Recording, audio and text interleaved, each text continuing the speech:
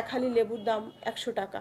হাসিনা থাকতেও খেতে পারলো না, এখন ইউনূস সরকার আছেন এখনো খেতে পারছে না। আগে যেরকম তদবির ছিল এখনো সেই একই অবস্থায় আছে। আমরা ক্ষমতায় থেকে কিন্তু কোনো ধরনের রাজনৈতিক দল আমরা করিনি, বরং একেবারে রাজপথ থেকে আমরা স্রোতের বিপরীতে দাঁড়িয়ে কিন্তু জীবন মৃত্যুর লড়াই করে কিন্তু আজকে গণ অধিকার পরিষদের এই প্ল্যাটফর্ম, আমাদের এই প্ল্যাটফর্মটাকে বলে ফাদার প্ল্যাটফর্ম। কারণ এটা বলার কারণ হচ্ছে গিয়ে এই পেট থেকে জন্ম নিয়ে সন্তানরাই কিন্তু আর একটা প্ল্যাটফর্ম তৈরি করেছে, যেটি আপনারা দেখতে পাচ্ছেন। তাদের প্রতি অবশ্যই শুভকামনা রইল। রাজনৈতিক দল করার এবং মত প্রকাশ করার স্বাধীনতা রয়েছে, এটি গণতান্ত্রিক অধিকার। সেই অধিকার তারা সম্পূর্ণভাবে ব্যবহার করছে, কিন্তু তারা বিগত দিনে কি প্রতিশ্রুতি দিয়েছে এবং বর্তমানে তারা কি করছে সেটি বিচার করবে জনগণ। এবং তারা যে সংস্কার করার জন্য যে এই ৬টি মাস পেল, আসলে আমার চোখে কোনো বৃহৎ কোনো সংস্কার আমার চোখে পড়েনি। এবং তাদের এই অর্থের উৎস কোথায় সেটি ডিটেকটিভ জার্নালিস্ট যারা রয়েছে, সরকারের বিভিন্ন সংস্থা রয়েছে, ডিজিএফআই, এনএসআই, তারপরে ডিবি যারা রয়েছেন, তারা আসলে বিষয়টি প্রকাশ করবে বেসিক্যালি যে তাদের এটার অর্থের উৎসটা কোথায়।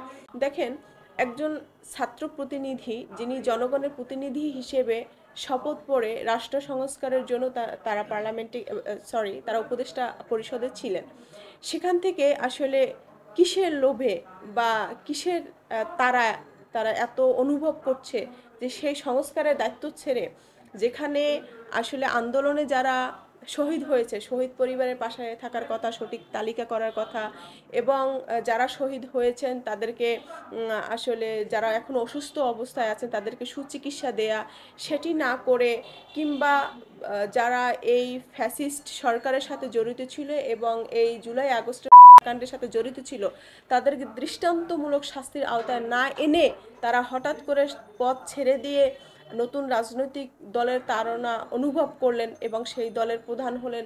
এবং সেভাবে করে তারা কিসের জন্য এটা করছে এটা তারাই ভালো বলতে পারবে, এটা আমার বোধগম্য হচ্ছে না। তবে আমার মনে হয় জনগণের শহীদদের রক্তের উপরে বসেছিল, সেখানে তারা কিঞ্চিত পরিমাণও জনগণের সেই আশার কাঙ্ক্ষিত সেই গভর্নমেন্ট হয়ে উঠতে পারেনি। এবং এই উপদেষ্টা মণ্ডলীরা আমি মনে করি তারা 95% তারা ব্যর্থ হয়েছে। তারা সুযোগ পেয়েছিল গণহত্যাকারীদের বিচার করার, কাঠগড়ায় দাঁড় করানো।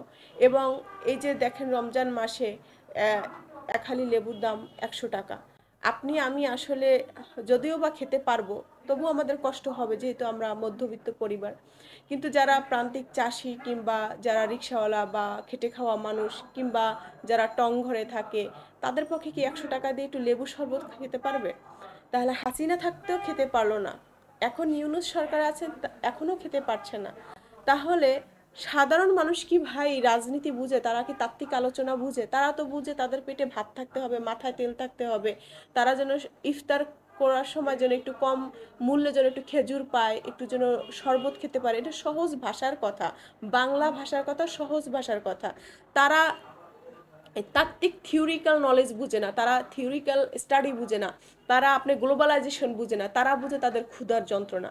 তারা বুঝে দিন শেষে, রোজার শেষে তারা তৃপ্তি সহকারে একটু লেবুর রস খাবে বা একটু জুস খাবে, শরবত খাবে। আসলে সেই ব্যবস্থাটি নেই। সব কিছুতেই তারা মানে একেবারেই সব কিছুতেই লাগাম ছাড়া।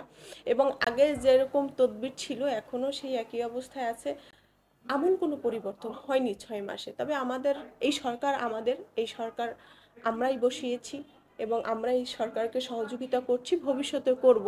এই সরকার ব্যর্থ হলে ব্যর্থ হব আমরা, ব্যর্থ হবেন আপনারা।